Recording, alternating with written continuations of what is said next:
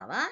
ဒီနေ့တော့ဂျပန်မှာအလုပ်ရှာတဲ့အခါအရေးအကြီးဆုံးအချက်10ချက်ကိုဒီဗီဒီယိုလေးမှာမျှဝေပေးမှာဖြစ်ပါတယ်အလုပ်ရှာနေတဲ့လူတွေအလုပ်ကောင်းကောင်းလေးလိုချင်နေဆိုရင်ဒီအချက်10ချက်ကအရေးကြီးပါတယ်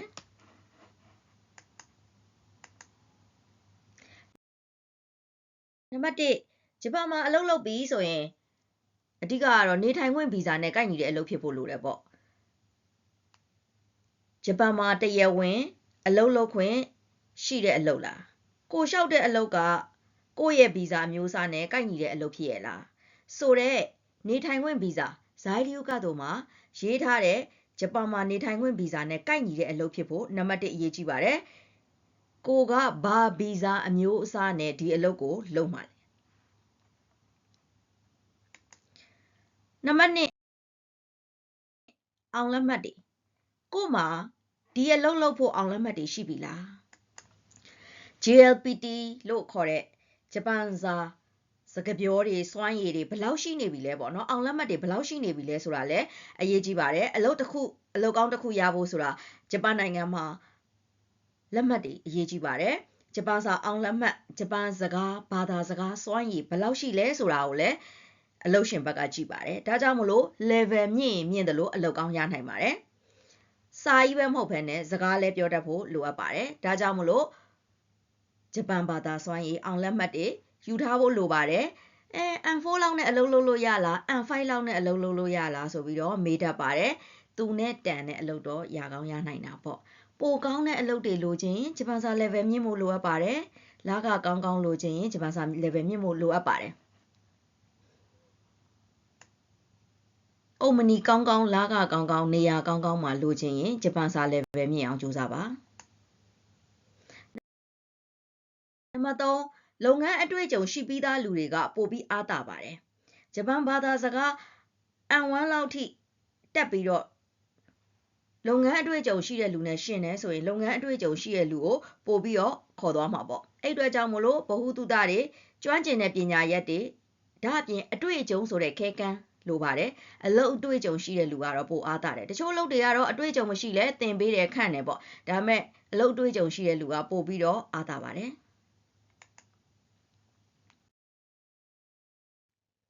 personality နဲ့လူမှုဆက်ဆံရေးဆိုတဲ့နံပါတ်4အချက်ကလည်းအရေးကြီးပါတယ်เนาะဒါကတော့ဒုတိယအဆင့်အရေးကြီးတဲ့အပိုင်းဖြစ်သွားတာပေါ့အင်တာဗျူးတွေအလုပ်အတွေ့အကြုံတွေပေါ်မူတည်ပြီးတော့လူမှုဆက်ဆံရေးဘယ်လောက်ကောင်းလဲမကောင်းလဲဆိုတာကိုလည်းဆုံးဖြတ်ကြတဲ့အလုပ်ရှင်တွေရှိပါတယ်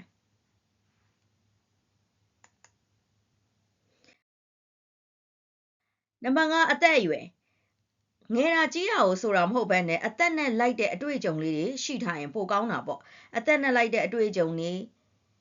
အသက်ငယ်ပေမဲ့တချို့အရန်တော်တယ်တချို့အသက်ကြီးပြီးတော့တိတ်ပြီးတော့ဘာမှမတော်တဲ့လူတွေလည်းရှိရပေါ့နော်ဒီအတွက်ကြောင့်မလို့တချို့အလုပ်တွေကလည်းအသက်ငယ်တာကြိုက်တယ်တချို့ကလည်းကြီးတာကြိုက်တယ်ပေါ့ဒါပေမဲ့ဂျပန်မှာအသက်ငယ်တာကြိုက်တဲ့အလုပ်ရှင်တွေပိုများပါတယ်เนาะဒါကြောင့်မလို့ကျမကတော့အသက်35နှစ်ရောက်ပြီး40ရောက်ပြီးအလုပ်ရနိုင်လားလို့လာမေးရင်အလုပ်ခန့်တဲ့အလုပ်ရှင်ပေါ်မှာပဲမူတည်သလိုကိုယ့်ရဲ့ကျွမ်းကျင်မှုတွေပေါ်မှာလည်းမူတည်ပါတယ်နံပါတ်6ပညာရေးနောက်ခံဆိုတာဘာပြောရလဲဆိုတော့ဘွဲရပြီးခါစားလူတွေအလုပ်ဝင်မယ်ဆိုရင်တက်ခဲ့တဲ့ကျောင်းဘယ်ကျောင်းကကျောင်းပြီးတာလဲဘာတွေသူလေ့လာခဲ့တာလဲဆိုတာကိုလည်းအလေးထားပြီးတော့ကြည့်ပါတယ်အထူးသဖြင့်ဂျပန်မှာကျောင်းပြီးထားတဲ့လူတွေကဂျပန်နိုင်ငံမှာအလုပ်ရတာလုပ်ရတာပို့အဆင်ပြေတယ်အလုပ်ခန့်တဲ့လူတွေကလည်းသူတို့ဂျပန်နိုင်ငံမှာတည်ချာသင်ထားပြီးတော့ကျောင်းပြီးတာပဲဆိုပြီးတော့ခန့်ကျင်ကြတယ်ဒါကြောင့်မလို့ဂျပန်နိုင်ငံမှာ language school ပြီးသွားရင် college တွေတက္ကသိုလ်တွေဆက်ပြီးတော့တက်ချင်ကြတယ်အဲ့လိုပဲမြန်မာနိုင်ငံဘွဲဆိုလဲသူတို့ကကြည့်တယ်ပေါ့နော်ကိုရီးယားတက်တာမတက်တာနောက်ထားဘယ်တက္ကသိုလ်ကြီးရလဲဆိုပြီးတော့ကြည့်ပါတယ်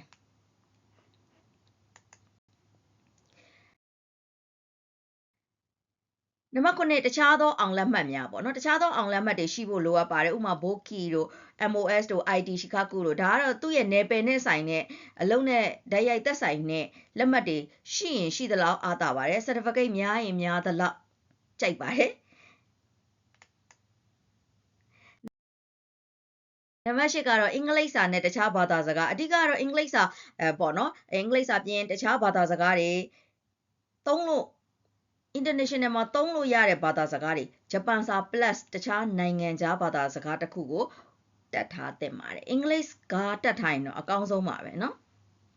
ဂျပန်နိုင်ငံမှာကဟင်းအင်္ဂလိပ်လိုမသုံးဘူးဆိုတိတ်ပြီးတော့အင်္ဂလိပ်လိုမသုံးဘူးဆိုရင်ဘာလို့အင်္ဂလိပ်စကားတတ်တာလဲသူတို့တိတ်မပြောတတ်လို့ကိုကပြောတတ်တယ်ဆိုရင်ကိုကပိုအားတာတာပေါ့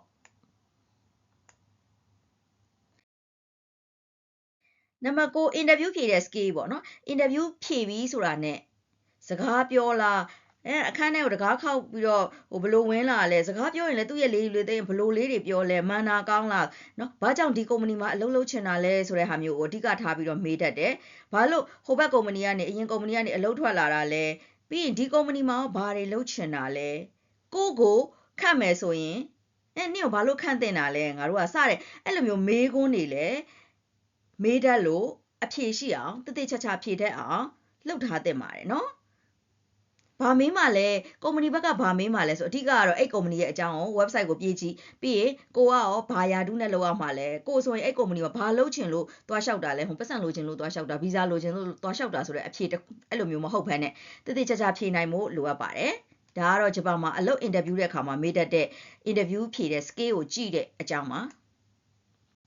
နံပါတ်10 first impression နဲ့မှန်တာပေါ့နော်အရန်အရေးကြီးတယ်ဒီလူဘလို့ဝတ်လာလဲတရဝတ်လာလားသပင်းကိုတချာဖီးလာလားဝင်လိုက်တာနဲ့လူတွေကိုအယိုသေးချာပေးရလားဒါမှမဟုတ်လို့ရှိရင်ဒီအလုပ်ကိုရှောက်ဖို့အတွက် email ပို့တဲ့အချိန်ကစပြီးတော့တချာကြည့်ပါတယ်စာပြန်နေတချာပြန်လားတို့နော်မန်နာကိုဘလို့မန်နာနဲ့သူတို့နဲ့အလုပ်လုပ်မှာလဲဆိုတဲ့ဟာမျိုးပေါ့ email ပို့တဲ့အချိန်ကစပြီးတော့အကဲဖြတ်တာဖြစ်တဲ့ကြောင့်မလို့ interview သွားဖြေတဲ့နေ့မှာအကဲဖြတ်တာမဟုတ်ပါဘူးဒါမျိုးလေးတွေကအစားတချာသိထားဖို့လိုတယ်ဂျပန်မှာအလုပ်လုပ်မယ်ဆိုရင်ဂျပန်ကုမ္ပဏီတွေရဲ့ဘလို့မန်နာတွေကိုကြိုက်လဲအလုပ်ပဲလုပ်တတ်တာမဟုတ်ဘဲနဲ့ဂျပန်လူမျိုးတွေရဲ့စိတ်နေသဘောထားတွေကိုလေ့လာနားလည်ပြီးတော့သူတို့နဲ့လက်တွဲပြီးတော့လုပ်တဲ့အခါမှာပေါ့နော်အလုပ်ကြီးပဲကျွမ်းကျင်နေလို့မရပါဘူးစိတ်ပိုင်းဆိုင်ရာသူတို့ကဘလို့လဲသူတို့ကစူနေတာလား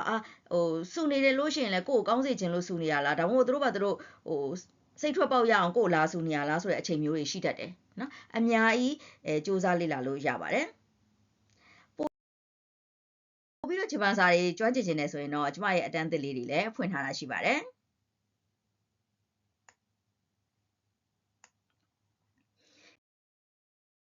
ကဲအားလုံးပဲဂျပန်မှာအလုပ်ကင်ကောင်းနေရပြီးတော့အဆင်ပြေကြပါစေလို့ကျမစုမြောင်မာကဆုတောင်းပေးလိုက်ပါတယ် Good luck ပါ